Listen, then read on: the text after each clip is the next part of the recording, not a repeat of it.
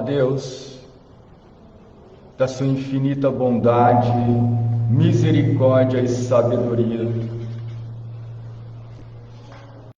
que através de sua lei nos concedeu condições para buscarmos o aprimoramento na nossa imortalidade de espíritos que somos. Que esse caminho se torne cada vez mais brando, cada vez mais simples, e que a nossa visão possa se estender ao longo do horizonte, vislumbrando toda a beleza quando utilizamos a vossa lei, a doutrina espírita, os mandamentos do Cristo como ferramentas de observação da estrada. Que hoje possamos mais uma vez celebrar estes ensinamentos. Que assim seja.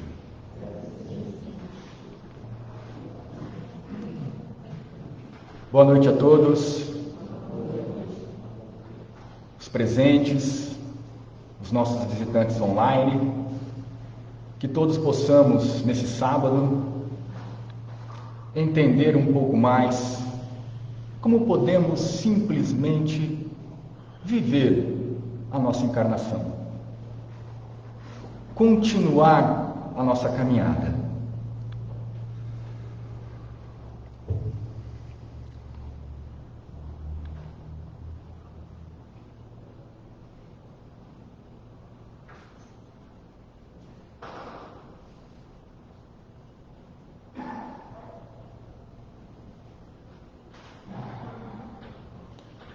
O silêncio, ele pode dizer muita coisa.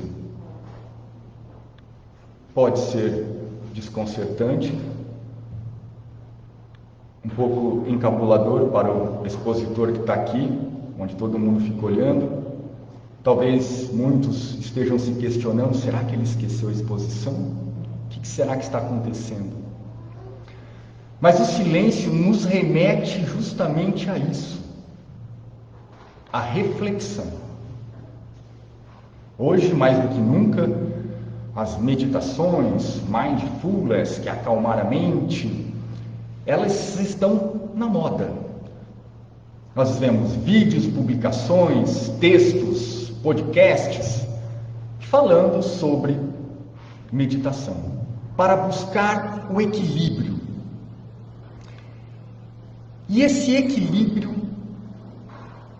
ele fica relacionado com o que estamos buscando realmente. O nosso desejo. No Evangelho segundo o Espiritismo, em sua introdução, o Evangelho cita alguns filósofos, entre eles Sócrates e Platão. E é muito interessante como Sócrates e Platão colocam o desejo. Eles dizem que o desejo que nós, homens, já envolve todos nós, e ainda eles colocam homens vestidos num corpo, espíritos vestidos num corpo,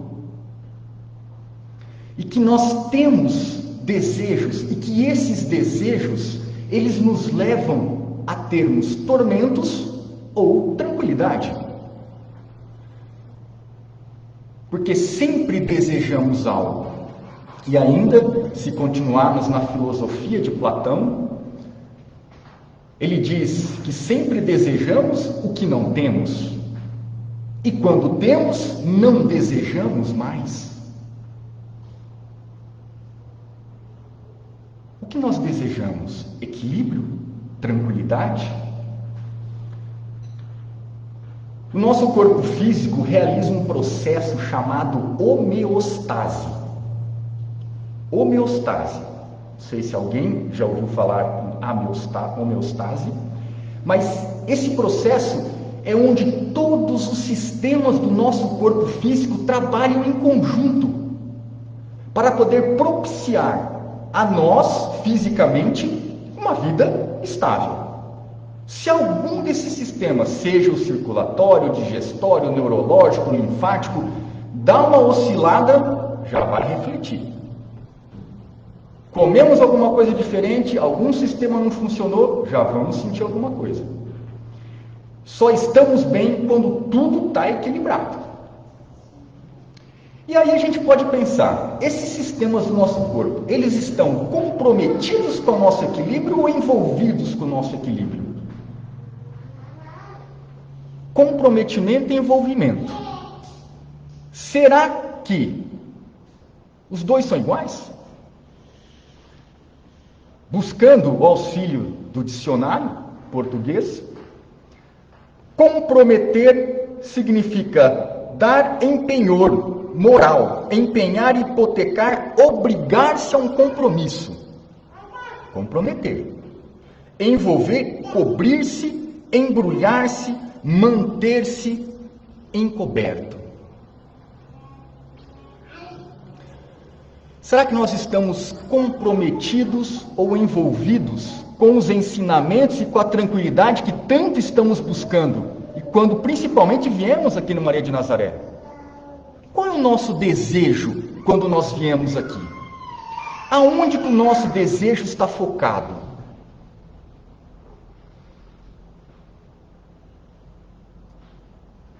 A regra talvez seja nos envolvermos e nos comprometermos. Porque o envolvimento, ele parte de nós. O comprometimento se estende além de nós. Estamos comprometidos com algo que é maior do que nós.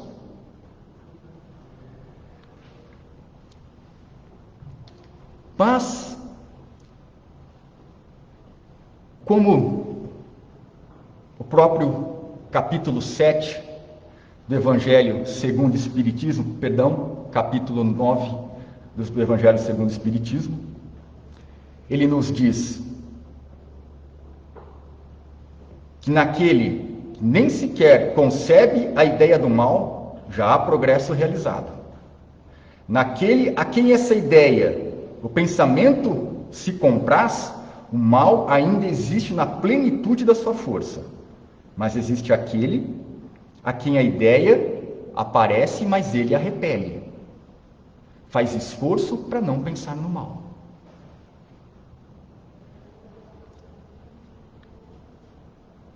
O bom espírita não é reconhecido pelo esforço que ele faz para conseguir contornar as suas más tendências? E aí entra onde fica novamente o envolver-se e o comprometer-se. Nós estamos envolvidos e comprometidos com algo mais deste mundo que nos engloba em torno da sociedade, que entra em nossa vida todos os dias por meio do mundo exterior, ou nós estamos envolvidos e comprometidos com o que está em nós, com quem nós somos, em cuidar do que pensamos, de como agimos. E ainda, nesse item, continua: num o trabalho está feito, no outro está por fazer-se. Deus é justo e leva em conta todas as variações e obrigações de que temos responsabilidade nos nossos atos e nos nossos pensamentos. Não são somente o que fazemos, mas o que pensamos. É inevitável não fazermos pensar naquela máxima: pensamento, sentimento, ação e resultado. É uma sequência.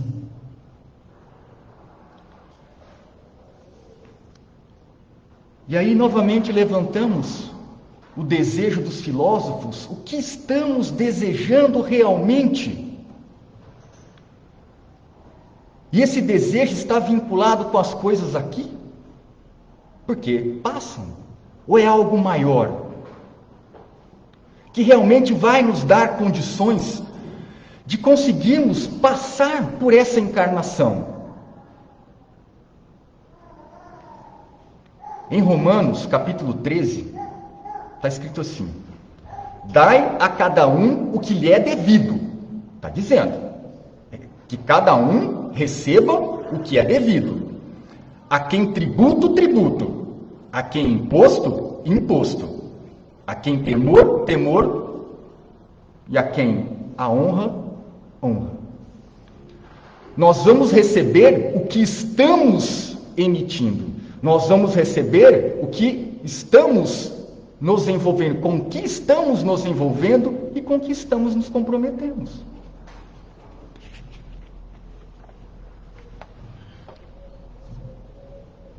Tranquilidade, claro que é algo que todos nós buscamos. O nosso mundo é um mundo de provas e expiações. Todos nós estamos cansados de ouvir isso. Mas, como se comportar aqui? Qual é a atitude correta? Orar sem parar? Será que essa oração, ela está sendo destinada a qual melhoramento? Ao melhoramento da nossa vida, mas qual vida? Que ela entra verdadeiramente no nosso desejo. Hoje, nesse momento, se cada um de nós fizéssemos um exame da nossa consciência para saber qual é o nosso desejo maior, o que eu mais quero agora. Será que vai ter algo material no meio? Talvez por estarmos aqui no Maria de Nazaré, nós iremos nos disciplinar para evitar pensar em algo material, algo desse mundo, e tentaremos, impelidos pela energia desse ambiente, em pensar em algo espiritual, algo mais da nossa consciência.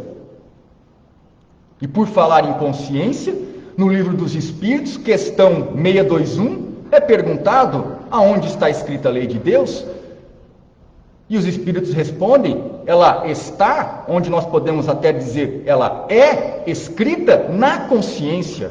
Nós sabemos o certo e o errado. Cabe executar.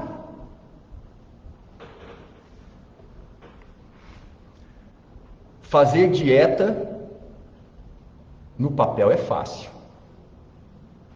Passa aquela regra, cola na geladeira, uma folha que pega a porta da geladeira inteira.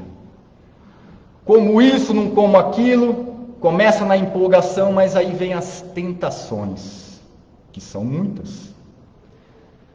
E aí entra algo que nós já sabemos que é disciplina, esforço, objetivo, e tudo desencadeado pelo desejo. No Evangelho segundo Mateus, capítulo 15, Jesus trava um diálogo com os escribas e com os fariseus. Os escribas e fariseus eram conhecedores da lei daquela época. E eles questionavam Jesus porque seus discípulos foram à mesa comer o pão sem lavar as mãos.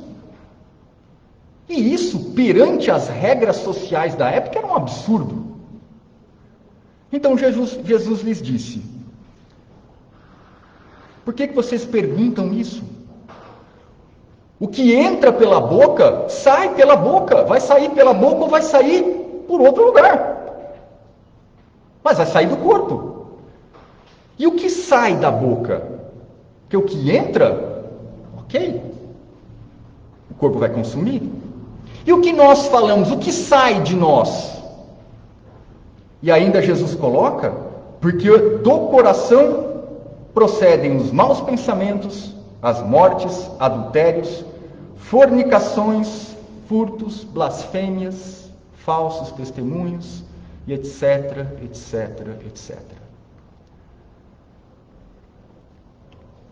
Jesus aqui ele está condenando a higiene? Não, óbvio que não. Ele está simplesmente fazendo uma crítica ao que é mais importante, as regras sociais ou as regras morais, as regras da doutrina que ele pregava. E na maioria das vezes nós damos muita importância para as regras sociais.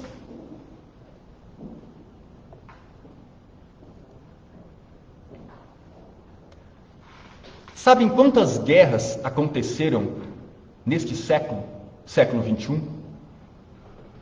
Desde o ano 2001 até agora, nós tivemos 21 guerras. Uma guerra por ano. Isso de acordo com o site da Organização Mundial de Saúde. Nós estamos falando do século 21, uma guerra por ano. E aí, o capítulo 9 do Evangelho segundo o Espiritismo tem como título Bem-aventurado os mansos e pacíficos.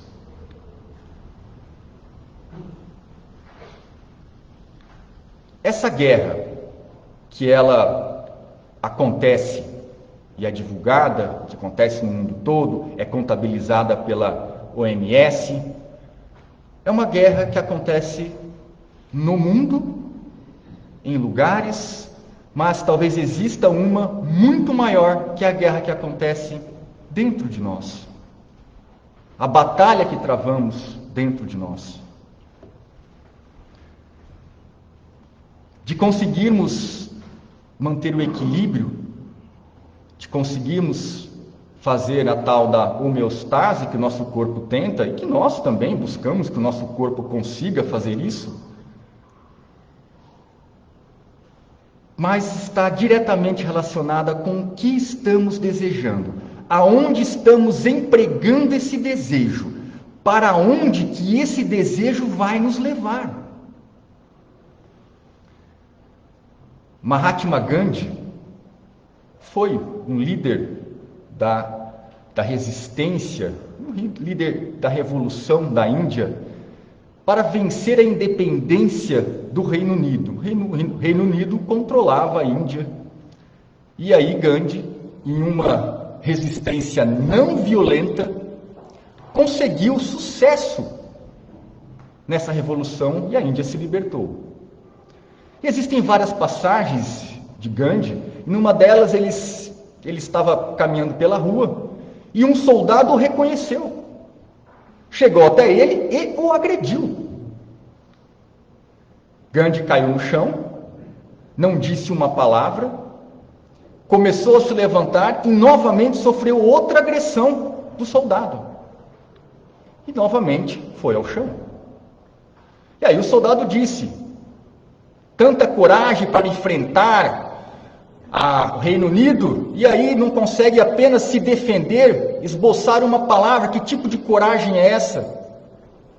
Aí Gandhi virou para ele e disse: a mesma coragem que o homem que está no seu crucifixo teve. O soldado tinha um crucifixo no pescoço. Aí conta essa história, todo soldado que depois muda após isso. Mas aí, a atitude deste soldado não reflete o que ele leva consigo. Por que ele expõe Jesus na cruz em seu peito? Sendo que ele não prega o que Jesus queria dizer quando tudo que passou para chegar até a cruz. E o próprio Jesus, quando saiu reservado no jardim de Getsemane, se isolou, ajoelhou e disse: Pai, se possível, afaste de mim esse cálice. Sim, Jesus estava preocupado, estava temeroso com o que vinha. Mas, com toda a sua grandeza, que seja feita a sua vontade. E quando volta, os soldados chegam próximos dele, de todos os discípulos os abordam e levam Jesus preso. Pedro reage, pega sua espada e corta a orelha de um soldado. E Jesus diz a ele: Pedro, guarde sua espada. Quem com ferro fere, ferro será ferido. Nós conseguimos guardar as nossas espadas quando somos feridos. E é engraçado, hoje, se chegarmos e falarmos da lei de Talião, olho por olho, dente por dente, até chegamos a achar um pouco de absurdo. Claro que para a época foi uma evolução incrível, porque antes, se alguém ia lá e cortava um dedo do seu filho, você ia lá e matava a família inteira de quem cortou o dedo. Era desproporcional. E aí, se você cortou um dedo, você vai também cortar o dedo, você corta o dedo do outro. Vamos seguir, balancear. Então foi uma evolução. Mas Jesus não disse isso. Jesus disse para nós entregarmos o nosso manto, se pedirmos a nossa túnica, ou vice-versa, darmos a outra face, ou mostrarmos a outra face, como Gandhi fez. E aí que entra a grande dificuldade.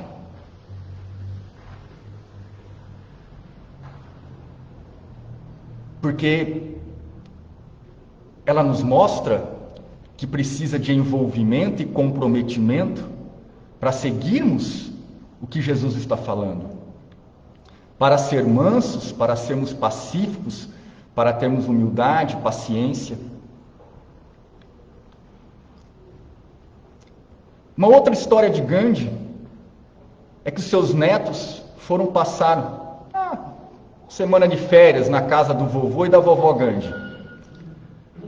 E os netos aprontaram, fizeram molecagem. Então Gandhi foi repreendê-los, dizendo: olha, vocês erraram, vocês não deveriam ter feito isso, mas a culpa é minha, eu sou culpado. Por causa disso, vou ficar 2 semanas sem comer. Mas como? Porque Gandhi disse: eu não tive a condição de educá-los e mostrar a vocês que isso não deveria ser feito. Então, eu mereço a punição.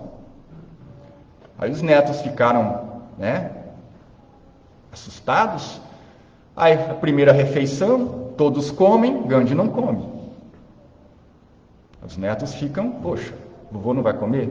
Segunda refeição, todos comem, Gandhi não come.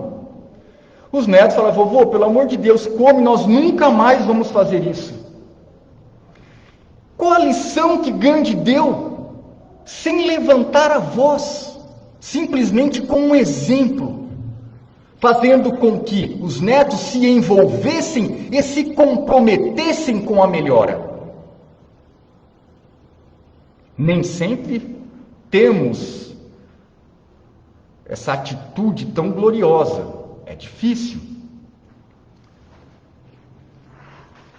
Muitas vezes somos como um dos leprosos que Lucas, no capítulo 17, conta a parábola que Jesus e os discípulos iam para Jerusalém e passaram pela Samaria e pela Galileia, por algumas aldeias, e numa dessas aldeias tinham 10 leprosos que vieram correndo atrás, dizendo: mestre, tenha compaixão, cure-nos. E Jesus disse: vão lá mostrar para os sacerdotes suas feridas. E no caminho as feridas se secaram e eles se curaram. Aí saíram todos felizes, contentes. Um voltou até Jesus, ajoelhou e agradeceu: mestre, muito obrigado. E Jesus disse: vá, sua fé o curou. Um retornou, de 10. Não sei o que Lucas quis dizer com os 10. Nós não sabemos se realmente eram 10. Mas, se mantermos a conta, são 10%. De 100% que receberam a graça, 10% retornou. Se nós transferirmos isso para o nosso mundo hoje, que de acordo com a Wikipedia, nós temos 7.902 milhões de habitantes em nosso mundo. Hoje. Arredondemos para 8 bilhões. De 8 bilhões que recebem graças, todos os santos dias, apenas 800 milhões agradecem. de 8 bilhões, 800 milhões agradecem todas as graças que recebemos.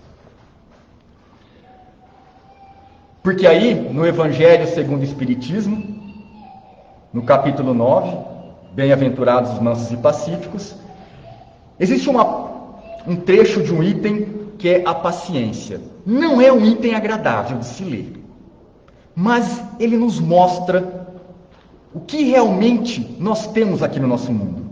Ele diz assim: a vida é difícil, bem eu sei. Compõe-se de 1000 nadas. 1000 nadas. Que será 1000 nadas? Que são outras tantas picadas de alfinetes, mas que acabam por ferir. Atentarmos nos deveres que nos são impostos, nas consolações e compensações que recebemos. Haveremos de entender que as bênçãos são muito mais numerosas que as dores. Acordamos de manhã, vamos tomar banho. Ligamos o chuveiro, água quente. Alguém já pensou por agradecer no encarnado? Porque primeiro ele botou na cabeça que a água tinha que ser quente no chuveiro. Não sei em que época. Mas, poxa, nós temos esse conforto. É uma coisa tão simples. Quantas bênçãos temos o dia todo? Só que qual é o nosso comprometimento e envolvimento? Onde está o nosso desejo? Infelizmente, o que dá mais ibope nas redes sociais, na mídia,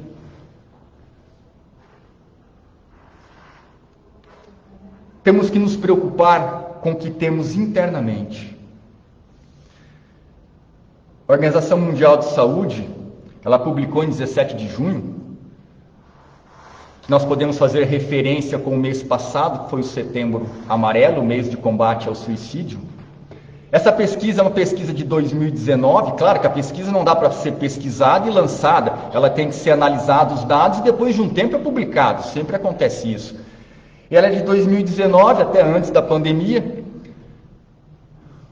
e a OMS relatou que de cada 100 mortes, uma é por suicídio.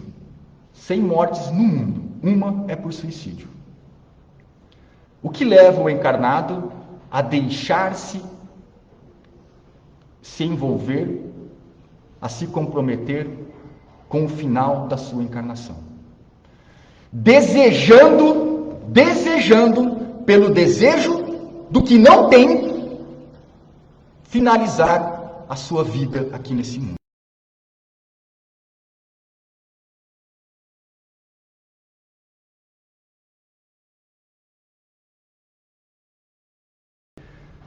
Existem no mundo, Deus nos emprega flagelos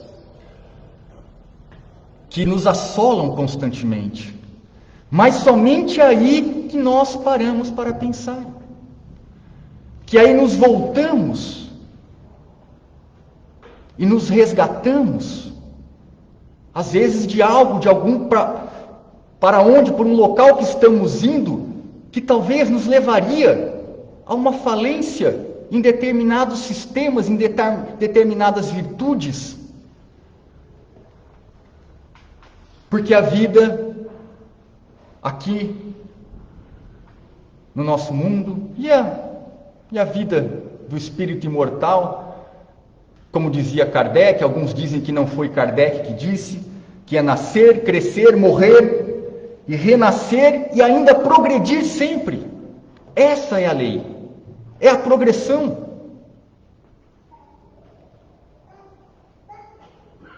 Talvez a pergunta seja: estamos envolvidos e comprometidos com a nossa tranquilidade?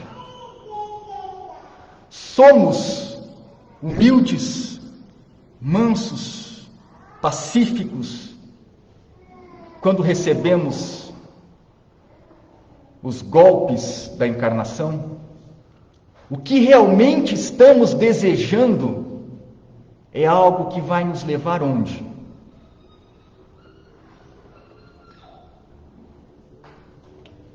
temos sim que às vezes silenciar os barulhos do mundo para poder ouvir o que a nossa consciência nos diz.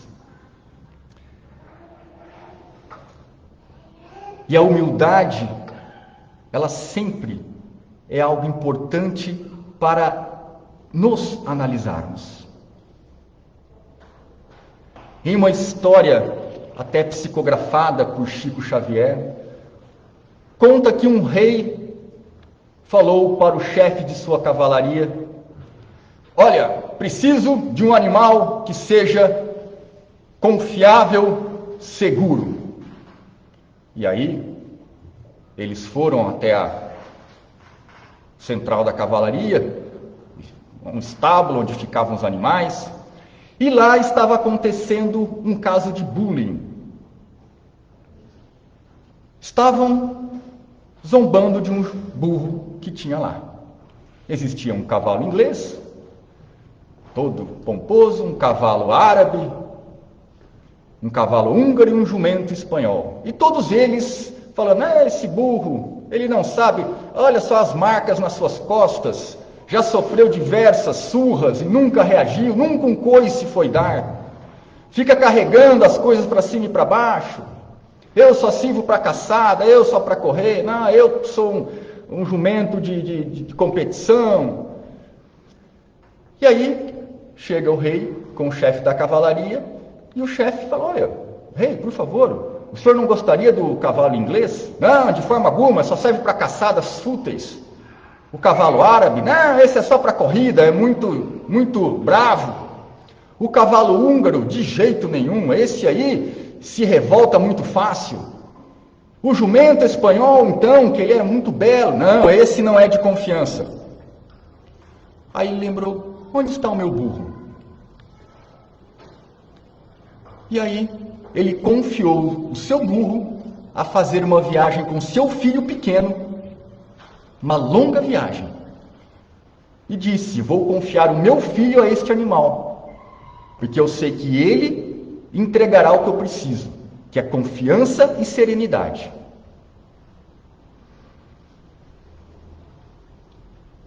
Confiança e serenidade. Confiança no que nós estamos falando hoje, nos ensinamentos que estamos debatendo hoje, e serenidade para fazer com que esses ensinamentos sejam inseridos no nosso dia a dia. A filosofia da doutrina espírita é isso que ela aborda, principalmente a melhora do encarnado. E que esses ensinamentos transformem sim a nossa caminhada em uma caminhada mais suave e mais alegre. Que Deus nos abençoe, que assim seja.